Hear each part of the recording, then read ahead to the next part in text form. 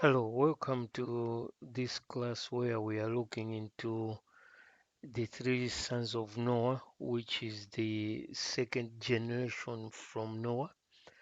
So we are looking at Japheth, Shem, and Ham. Now, here I want to concentrate more onto the position in the family for Noah regards to Japheth. So Japheth is the eldest. Then I'm not sure who comes second between Ham and Shem, but in Genesis it mentions the curse which Noah pronounced to Canaan. So Canaan, he has got lots of other nations which surround where Canaan was. So you've got the Jebusites, Perizzites, Amorites. So you've got all these sons of Canaan staying around the area where Canaan was as families. Now, in the wisdom of Jehovah, we see that there is already a divine, not intervention as such, but we could actually now see why Noah pronounced some of the pronouncement, I some of them they were blessings to Japheth, Shem, and Ham. So what we have to take notice of is Ham was told he will have a servant which is Canaan. That means all of the children of Canaan will also be the servant to Japheth and Shem. They will not be servant to Ham because Ham is their father, their grandfather. So Japheth, by Japheth coming to this area where Canaan is in future, because Canaan is removed and here you have got now Israel, the sons of Jacob or the sons of Shem through Abraham staying in this land. Then Japheth comes to rule them for a certain time. So Japheth here is also a Gentile. So Genesis is describing Japheth as a Gentile, and also Ham is also a Gentile. So by the mere fact that we have got now Israel, part of Shem through Abraham, taking out Canaan here and stay, we have now the prophetic understanding as of what is happening in our days today, because we have got now the nation of Canaan. So here you have got uh, Rome, then you have got Turkey here, then we have Iran here, then Iraq. So all these nations and other nations, they are all coming in as Gentile, especially Turkey, because this is where we have now the sons of Japheth. So Meshach, Tubal, Goma, all of them, they are coming, they have great interest to rule Israel. as Noah mentioned that Japheth will rule Israel. And if we look in the Bible, we find that there's a verse which we need to go into and read now. So let's clear the screen here.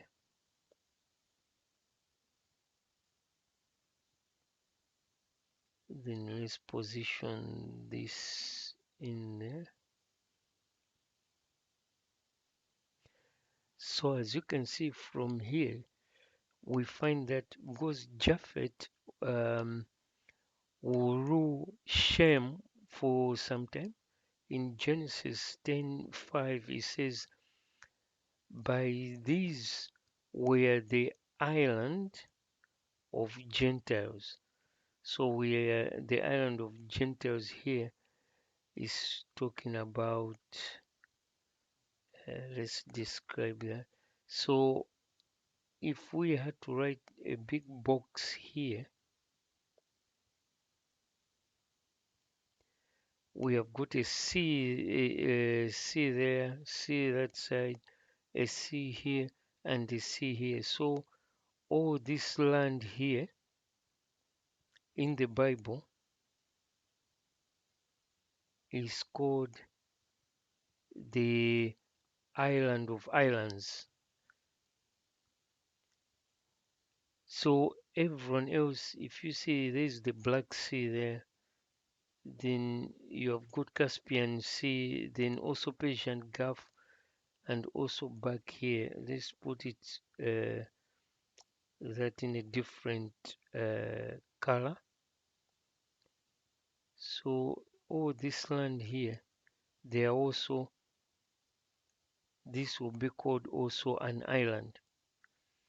If you look at Ham, let's use a different color for Ham.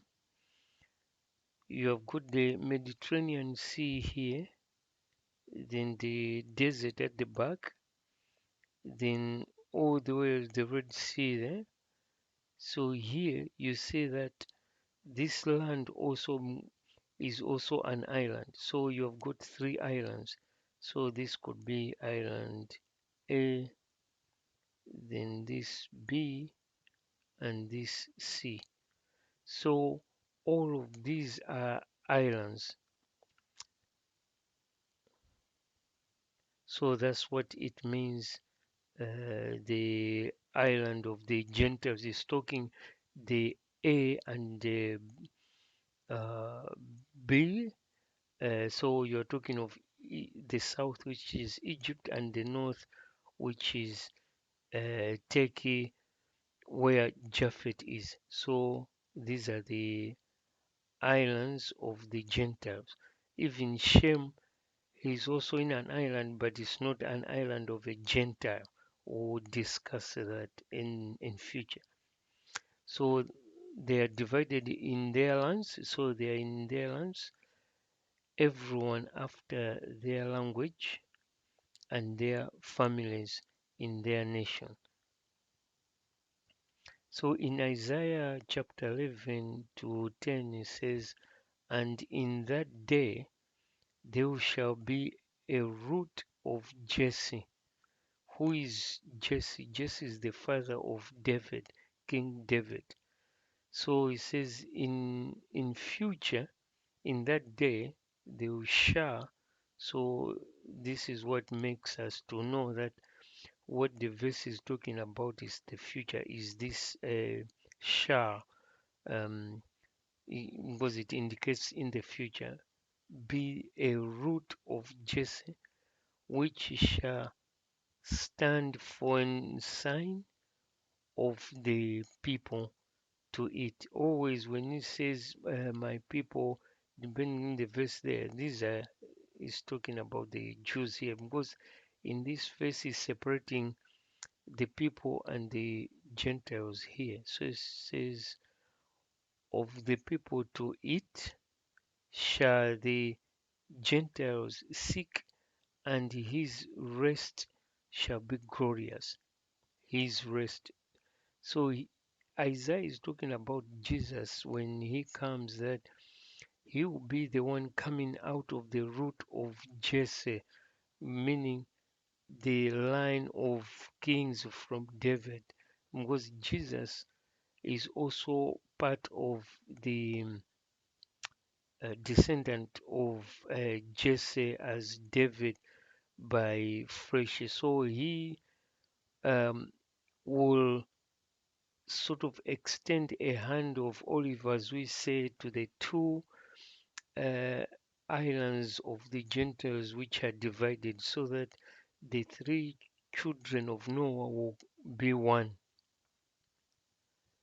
Now, if we look in the Matthew 10:33 regarding to the time when the root of Jesse will stand for a sign.